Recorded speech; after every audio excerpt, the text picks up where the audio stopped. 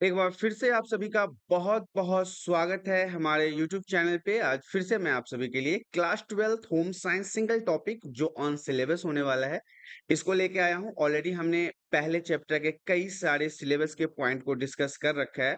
ये हमारा second last topic है जो इस चैप्टर का है और इसका नाम है कार्यस्थल पर आवश्यक प्रक्रिया, कौशल या सॉफ्ट स्किल्स। आज हम इस पॉइंट के अंदर पढ़ने वाले हैं जहां भी कोई भी व्यक्ति काम करता है, चाहे वो किसी भी प्रकार का ऑफिस हो, आईटी ऑफिस हो, उद्योग हो, फैक्ट्री हो, कारखाना हो, चाहे कहीं भी वो कोई भी चीज उपयोग करता हो, तो वहां पे व्यक्ति के लिए आवश्यक प्रक्रिया क्या है, मतलब किन किन प्रोसेस के माध्यम से व्यक्तियों को काम करना चाहिए और कौशल जो इनका स्किल्स होता है, जो उनके काम करने का तरीका है, इसके बारे में पढ़ेंगे। तो आइए शुरुआत करते हैं। Class 12th home science new syllabus topic है जो आपके क्लास 12th के बोर्ड के लिए काफी महत्वपूर्ण होने वाला है। तो इस चैप्टर में इस टॉपिक को डिस्कस करते हैं। हमारा जो टॉपिक है वो है कार्यस्थल पर आवश्यक प्रक्रिया, कौशल या सॉफ्ट स्किल्स। अब उसमें जो जो पॉइंट हमको पढ़ना है उसके बारे में बात कर लेते हैं। तो सबसे पहला पॉइंट तो हमारा कहता है, नंबर 1 पे याद रखिएगा, संचार कौशल। वेरी वेरी इंपॉर्टेंट रहेगा। अगर आपसे प्रश्न पूछा जाता है कार्यस्थल पर आवश्यक प्रक्रिया, कौशल या सॉफ्ट स्किल्स, तो उसमें हमें पढ़ना है सबसे पहले संचार कौशल के बारे में। संचार कौशल में सबसे पहला पॉइंट हमारा आता है प्रभावी मौखिक और लिखित संचार। जब भी आप किसी ऑफिस, फैक्ट्री, कारखाना या उद्योग में काम कर रहे हो, तो वहां पे एक चीज आपने अवश्य गौर किया होगा कि जो लिखित प्रक्रिया होती है वो बहुत ही प्रभावी तरीके से किया जाता है, या फिर आप कह सकते हैं वो बहुत ही प्रभावी होता है। खासकर अगर हम मौखिक या लिखित संचार करते हैं, किसी व्यक्ति के साथ यदि हम बात करते हैं, अपने बातों को दूसरे व्यक्ति को समझाते हैं, या फिर दूसरे व्यक्ति के बातों को हम खुद समझते हैं, या फिर लिखित तरीके से हम अपनी बातों को दूसरे व्यक्ति तक पहुंचाने की कोशिश करते हैं, तो ये संचार कौशल में सबसे पहले पॉइंट पे आता है। दूसरा पॉइंट हमारा कहता है सक्रिय सुनना। किसी भी जगह पे आप काम कर रहे हो तो वहां पे सही तरीके से सुनना भी काफी महत्वपूर्ण है। ऐसा नहीं कि कोई व्यक्ति हमसे, मान लो कि सीनियर कोई व्यक्ति है और वो हमें कुछ समझा रहा है, कुछ दिखा रहा है और हम सही से देख नहीं पाए, सही से सुन नहीं पाए, तो हो सकता है कि हमें अधूरी जानकारी मिल जाए, हम उन चीजों को सही तरीके से एब्जॉर्ब ना कर सके। तो इसलिए कहा गया है कि सेकेंड पॉइंट जो है संचार कौशल में, वो है सक्रिय तरीके से सुनना, मतलब सही तरीके से चीजों को सुनना। वहीं पे हमारा तीसरा पॉइंट कहता है स्पष्ट और संक्षिप्त तरीके से विचारों को व्यक्त करना। सही तरीके से विचारों का व्यक्त करने का मतलब है कि हम शॉर्ट में अपने बातों को दूसरों को समझा दें। ये नहीं कि हम बहुत बड़ा लेक्चर देना शुरू कर दे, बहुत बड़ा डिटेलिंग करना शुरू कर दे। तो ऐसे में क्या होगा कि वहां पे प्रॉब्लम आ जाएगी और प्रॉब्लम आने से सही तरीके से संचार कौशल विकास नहीं हो पाएगा। तो सबसे पहले नंबर पे हमारा है संचार कौशल। अब दूसरे नंबर पे हमारा आता है, नंबर 2 पॉइंट कहता है सहयोग और टीम वर्क। तो अब हम बात कर लेते हैं सहयोग और टीम वर्क के बारे में, जिसमें सबसे पहला पॉइंट हमारा है सहयोग और समन्वय। जब भी हम किसी भी कंपनी, फैक्ट्री या उद्योग में काम कर रहे होते हैं, तो वहां पे एक व्यक्ति से दूसरे व्यक्ति के बीच में बैलेंसिंग होना जरूरी है। दोनों के बीच में, काम के बीच में और लोगों के बीच में और आपस के लोगों के बीच में एक शांति व्यवहार होना जरूरी है, सहयोग होना जरूरी है, ताकि काम करने का सही आनंद उठाया जा सके। दूसरा पॉइंट हमारा कहता है विभिन्न विचारों और दृष्टिकोणों को समझना और स्वीकार करना। कई बार देखा होगा आपने, नई नई कंपनियों में नए नए स्किल्स आते हैं, नए नए ट्रेनर आते हैं जो आपको ट्रेंड करते हैं, आपको बताते हैं कि काम को और बेहतर कैसे तरीके से किया जा सकता है। तो इन तरह के विचारों को एब्जॉर्ब करना बहुत जरूरी है, उनको स्वीकार करना जरूरी है। और नेक्स्ट पॉइंट इसमें हमारा है टीम के लक्ष्यों के प्रति प्रतिबद्धता। जब भी कोई टीम मिलके किसी काम का बेड़ा उठाता है या फिर किसी काम को अपने हाथ में लेता है, तो उस टीम के मेंबर में जितने भी लोग आते हैं उन सभी का दायित्व तो बनता है कि अपने टारगेट को पूरा करें। तो ये हमारा सहयोग और टीम वर्क था। टीम वर्क हालांकि बहुत महत्वपूर्ण है किसी भी कंपनी के लिए, क्योंकि टीम वर्क से कामों को बहुत ही आसानी से और सही तरीके से किया जा सकता है। थर्ड पॉइंट हमारा कहता है समस्या समाधान और निर्णयन। समस्या जो भी है, क्योंकि समस्याएं तो आती रहती है, किसी न किसी तरह की परेशानियां तो आती रहती है, तो इनका समाधान और निर्णय लेने के तरीकों के बारे में हम इस टॉपिक के अंदर पढ़ेंगे। सबसे पहला पॉइंट तो हमारा है कि समस्या की पहचान और विश्लेषण करना। अगर किसी भी प्रकार की परेशानी आ जाती है किसी भी कार्य में, तो सबसे पहले हमें क्या करना है, उस समस्या को पहचानना है कि आखिर हमारे पास परेशानी है क्या, दिक्कतें उठ कहाँ से रही है। इसके अलावा जब दिक्कतों का पता चल जाए तो अपने टीम मेंबर के साथ उनको विस्तार से चर्चा करेंगे कि आखिर ऐसी प्रॉब्लम आ क्यों रही है, और अगर ऐसी प्रॉब्लम आ रही है तो इसका समस्या का समाधान कैसे किया जाएगा। तो पहले पॉइंट में तो ये था। दूसरा पॉइंट हमारा कहता है विभिन्न विकल्पों का मूल्यांकन और निर्णय लेना। अलग अलग प्रकार के जो भी ऑप्शन आते हैं, जो भी ऑप्शन हमें उस काम के दौरान मिलते हैं, उन सभी को देखना कि कौन सा काम करने का तरीका हमारे लिए सुटेबल होगा, जिसमें हमारा काम भी हो जाए और परेशानी भी खत्म हो जाए। इन चीजों का मूल्यांकन करने के बाद उस समस्या के समाधान के लिए निर्णय लेना, एक्शन लेना, ये हमारा दूसरा पॉइंट होगा। तीसरा पॉइंट हमारा कहता है रचनात्मक और नवाचारी सोच। रचनात्मक कहने का मतलब है कि आजकल की दुनिया जो है वो प्रतिदिन बदल रही है। नए नए सोच आ रहे हैं, नए नए स्किल्स आ रहे हैं, नए नए तरीके आ रहे हैं, नए नए मशीनें आ रहे हैं। तो इन सभी चीजों के माध्यम से कार्य को रचनात्मक तरीके से करना और नए नए सोचों को अपने काम के अंदर इम्प्लीमेंट करना। एग्जाम्पल के लिए मैं बता दूं कि आज से कुछ समय पहले तक लोग मशीनों के ऊपर नहीं निर्भर थे, वो लोग अपना काम खुद करते थे। उसके बाद लोग मशीनों पर निर्भर होने लगे। आज के समय में देखिए ज्यादातर काम जो है वो एआई के माध्यम से ही होता है।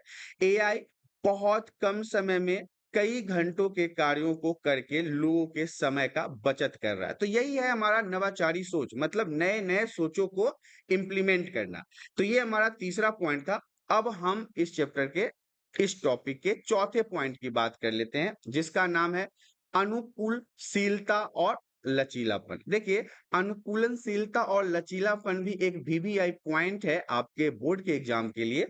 इसमें सबसे पहला पॉइंट तो हमें पढ़ना है बदलते परिस्थितियों में अनुकूल होना। जिस प्रकार से समय बदलता जा रहा है, परिस्थिति बदलता जा रहा है, हमें खुद को भी उन्हीं परिस्थितियों में ढालना चाहिए, उन्हीं के हिसाब से चलना चाहिए। एक कहावत आपने सुना होगा, कभी भी हमें हवा के विपरीत दिशा में नहीं जाना चाहिए, हमें हमेशा हवा के साथ चलना चाहिए, जिससे हमारे एनर्जी को बचत की जा सके। तो यही है कि बदलते परिस्थिति में जिस प्रकार से लोग कागज कलम से अब कंप्यूटर पे आ गए, कंप्यूटर से लैपटॉप पे आ गए, तो ऐसे ही हमारे समय में हमें भी इन चीजों को एब्जॉर्ब करना चाहिए और इन चीजों के साथ चलना चाहिए। दूसरा पॉइंट हमारा कहता है नई चुनौतियों का सामना करना। जितने भी नए चुनौतियां आती है, जितने भी नई नई परेशानियां आती है, जितनी भी नई नई दिक्कतें आती है, उनका डट के मुकाबला करके उनको समाधान में लाना, उन परिस्थितियों में अपने आप को मजबूत खड़ा रखना, और जितनी भी समस्याएं उत्पन्न हो रही है उनको जड़ से समाप्त करना, अनुकूलनशीलता और लचीलापन के अंतर्गत ही सेकेंड पॉइंट में आता है। तीसरा पॉइंट हमारा कहता है निरंतर सुधार और विकास के लिए तैयार रहना। देखिए, जब भी कभी कोई परेशानी आती है तो उसे डरना नहीं चाहिए, उससे भागना नहीं चाहिए, उससे मुंह नहीं मोड़ना चाहिए। हमारे जीवन में अनेकों प्रकार की परेशानियां आती रहती है। इसका ये मतलब नहीं है कि हम उन परेशानियों से हार जाएं, उन परेशानियों को छोड़ दें, उन परेशानियों से भाग जाएं। हमें ऐसा नहीं करना चाहिए। हमें इस बात के लिए तत्पर रहना चाहिए, तैयार रहना चाहिए कि हमें उन कार्यों को कैसे सुधार के अपने जीवन को पहले से बेहतर बनाना है। नंबर 5वां पॉइंट जो है वो हमारा कहता है नेतृत्व कौशल। अब देखिए, ये एक इंपॉर्टेंट पॉइंट है नेतृत्व कौशल, क्योंकि ये भी कई जगहों पे आपको पूछा जाता है।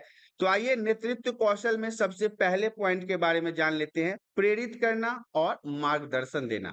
हम अपने टीम मेंबर को या काम करने वाले साथियों को हमेशा प्रेरित करते रहे, उनको हौसला बढ़ाते रहे। उनका हौसला मतलब बढ़ाते रहने से क्या होता है ना, कि उनके अंदर हिम्मत बनती रहती है।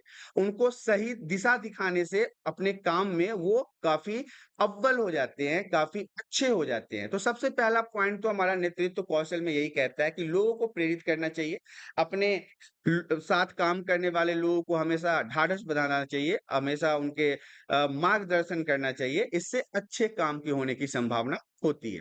दूसरा पॉइंट है ज़िम्मेदारी लेना। हर व्यक्ति के जीवन में किसी न किसी प्रकार की ज़िम्मेदारी ज़रूर होती है, चाहे वो हम हो, आप हो या कोई बड़ा व्यक्ति हो या छोटा व्यक्ति हो या मिडिल क्लास फैमिली का हो, इससे कोई फ़र्क नहीं पड़ता। हर व्यक्ति के जीवन में कुछ न कुछ ज़िम्मेदारी होती है और व्यक्तियों को अपनी ज़िम्मेदारी लेने के लिए तत्पर होना चाहिए। नंबर तीसरा पॉइंट इसी में कहता है टीम टीम जो होता है, जो काम होता है, जो काम करने वाले व्यक्ति होते हैं, उनको प्रेरित करना और प्रोत्साहित करना। ये मैंने आपको पहले भी बताया। तो ये नेतृत्व कौशल जो है वो 5वां पॉइंट है और काफ़ी महत्वपूर्ण है। जब भी आपसे प्रश्न पूछा जाए कि कार्यस्थल पर जहाँ भी जो व्यक्ति काम कर रहा हो, चाहे वो कोई भी प्लेस होगा, तो वहाँ पे जो आवश्यक प्रक्रिया है, जो तरीका है काम करने का, जो उनके स्किल्स हैं, जो उनके सॉफ्ट स्किल्स हैं, उन्हें डेवलप करने के ये सभी तरीके हैं। उनको सही तरीके से चलाने का तरीका है।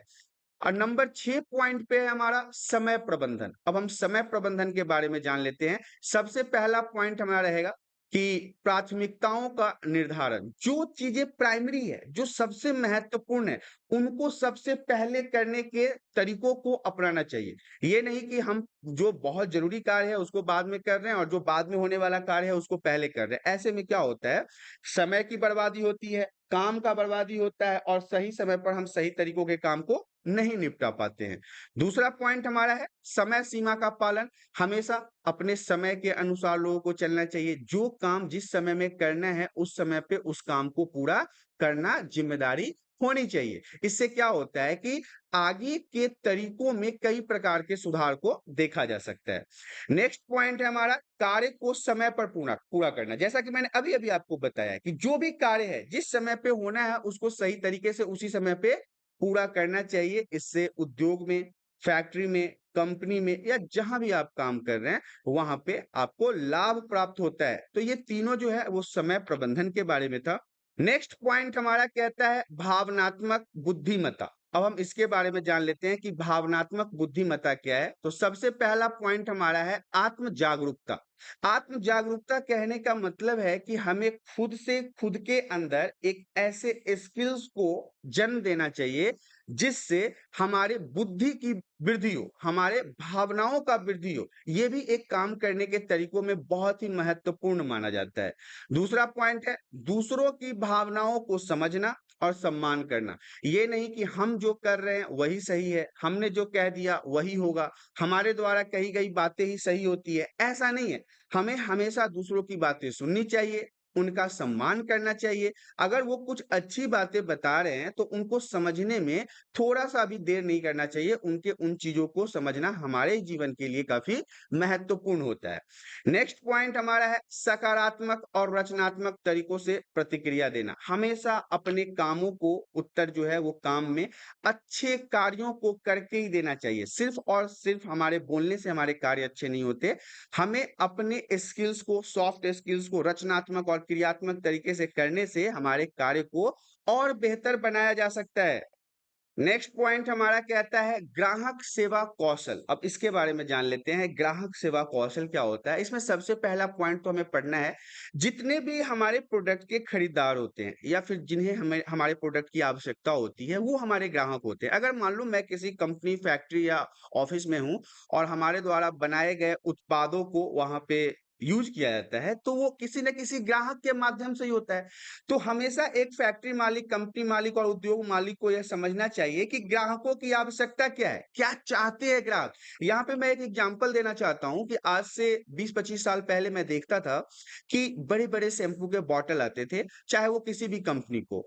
लेकिन सारे लोग अफ़ोर्ड तो नहीं कर सकते हैं ना, 200-300 रुपए के शैम्पू के एक बड़ी-सी बॉटल सारे लोग अफ़ोर्ड नहीं कर सकते। तो कंपनी ने क्या किया? कंपनी ने किया कि ₹1 का पाउच, ₹2 का पाउच और ₹5 के पैकेट को बना दिया। इससे क्या हुआ कि जितने भी निम्न स्तर के हो, मध्यम स्तर के हो, उच्च स्तर के हो, उच्च स्तर वाले तो लोग बड़े-बड़े डब्बे भी खरीद सकते हैं। लेकिन जो मध्यम है और जो निम्न है, उनके लिए यहाँ पे बहुत सुविधा हो गई। तो इसीलिए कहा जाता है कि ग्राहकों के आवश्यकताओं को समझना भी काफ़ी महत्वपूर्ण है। इसके अलावा उत्कृष्ट सेवा प्रदान करना, हमें हमेशा कोशिश करना चाहिए कि अपने ग्राहकों के लिए सर्वोत्तम सेवा प्रदान करें। जिन्हें जब जरूरत हो वो चीजें उन्हें वहां प्राप्त हो जाए, ये उत्कृष्ट सेवा प्रदान करने के अंतर्गत आता है।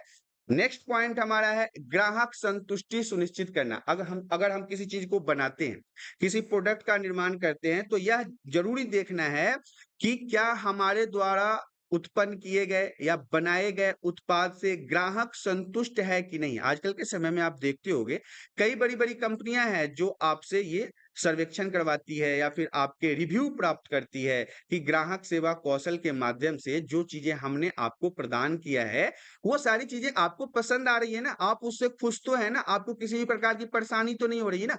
तो ये सारी चीजें जो हैं वो ग्राहक सेवा कौशल के अंतर्गत आता है। नेक्स्ट पॉइंट हमारा कहता है विवाद समाधान। विवाद समाधान में सबसे पहला पॉइंट है संघर्षों का शांति और तर्क संगत तरीकों से समाधान। संघर्षों का शांति और तर्क संगत तरीके से समाधान कहने का मतलब है यदि किसी भी प्रकार का विवाद उत्पन्न हो जाता है, किसी प्रकार की लड़ाई झगड़े झगड़े या मनमुटाव उत्पन्न हो जाता है, तो हमेशा हमें कोशिश करना चाहिए कि उन सभी मुद्दों को शांति से और सही तरीकों से बैठकर आपस में विचार करके उन्हें जड़ से समाप्त कर लें। दूसरा पॉइंट इसी के अंदर है मध्यस्थता और समझौता कौशल। हमेशा कोशिश यही करना है कि लड़ाई झगड़ों में दोनों के बीच में के जो मनमुटाव है उनको समाप्त करके उन दोनों के बीच में समझौते करवा दे, उन दोनों के विचारों को बैलेंस करे, मिलान करवा दे। और तनाव प्रबंधन भी जरूरी है। कभी भी स्ट्रेस लेके कोई भी काम नहीं किया जा सकता, कहीं भी किसी भी कंपनी में, बड़ी से बड़ी या छोटी से छोटी कंपनी में। यदि आप अपने वर्कर को तनाव देते हो, उनको टेंशन देते हो, तो आपका प्रोडक्टिविटी हमेशा गड़बड़ ही होगा, इस बात की गारंटी है। कभी भी कोई भी व्यक्ति तनाव में कार्य नहीं कर सकता है। तो ये विवाद समाधान के बारे में था। नेक्स्ट पॉइंट हमारा कहता है नैतिकता और ईमानदारी। तो सबसे पहला पॉइंट नैतिकता और ईमानदारी में देख लेते हैं। पेशेवर नैतिकता का पालन, जो भी नियम कानून बनाए जाते हैं, जो भी नीति बनाई जाती है, उसका पालन करना इंपॉर्टेंट है। ईमानदारी और पारदर्शिता होनी चाहिए। हमेशा अपने काम के प्रति ईमानदार और मतलब कि ऐसे काम करें जिनके बारे में लोगों को पता हो, कुछ भी छुपा छुपाया ज्ञान नहीं देना है। तीसरा पॉइंट है भरोसेमंद और विश्वसनीय होना। हमेशा अपने प्रोडक्ट को लेके, अपने काम को लेके, अपने सीनियर को लेके, जूनियर को लेके, उनके बीच में आपका भरोसा होना चाहिए। भरोसा होने से क्या होता है कि एक रिलेशन डेवलप होता है जो आपके कार्यों को पहले से बेहतर बनाने में आपकी मदद करता है। ये सॉफ्ट स्किल्स जो हैं वो कार्य स्थल पर सफलता और उत्पादकता के लिए बहुत महत्वपूर्ण है। मैंने शुरुआत से बताया ना कि ये जितने भी सॉफ्ट स्किल्स हैं ये यदि किसी कंपनी, फैक्ट्री, उद्योग या कारखाने में अगर उपयोग किया जाता है तो वो प्रोडक्टिविटी के लिए, मतलब उनके द्वारा बनाए गए उत्पाद के लिए काफी महत्वपूर्ण है। इन कौशलों को विकसित करना और इन्हें निरंतर सुधारना आपकी व्यक्तिगत और पेशेवर विकास में सहायक हो सकता है। ये ऑलरेडी मैंने आपको कई बार बता रखा है। तो ये जितने भी पॉइंट्स थे वो सारे आपके लिए बहुत ही महत्वपूर्ण है।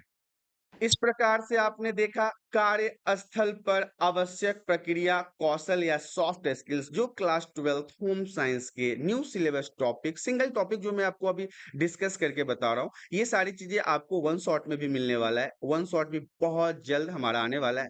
मैं आपको बता दूं कि हमारा सोशियोलॉजी का वन शॉट दोनों बुक का आ चुका है, पॉलिटिकल साइंस का वन शॉट दोनों बुक का आ चुका है। साथ ही साथ इन सारे चैप्टर के सिंगल सिंगल चैप्टर के फुल नोट्स मैंने यूट्यूब पे वीडियो डाल रखा है। यदि आपने अभी तक नहीं देखा तो आपको जरूर देखना चाहिए, क्योंकि उन सारे पॉइंट्सों को आप यदि सही तरीके से समझ लेते हो तो शायद आपके एग्जाम के लिए वो काफी महत्वपूर्ण होने वाला है। तो आशा करता हूं कि यहाँ पे दी गई जानकारी आप सभी को पसंद आया होगा। यदि जानकारी पसंद आता है तो वीडियो को लाइक और चैनल पे पहली बार आए तो चैनल को सब्सक्राइब कर ले, ताकि इसी प्रकार के एजुकेशनल वीडियो आपको हमेशा प्राप्त होता रहे। आज के लिए इतना ही, धन्यवाद।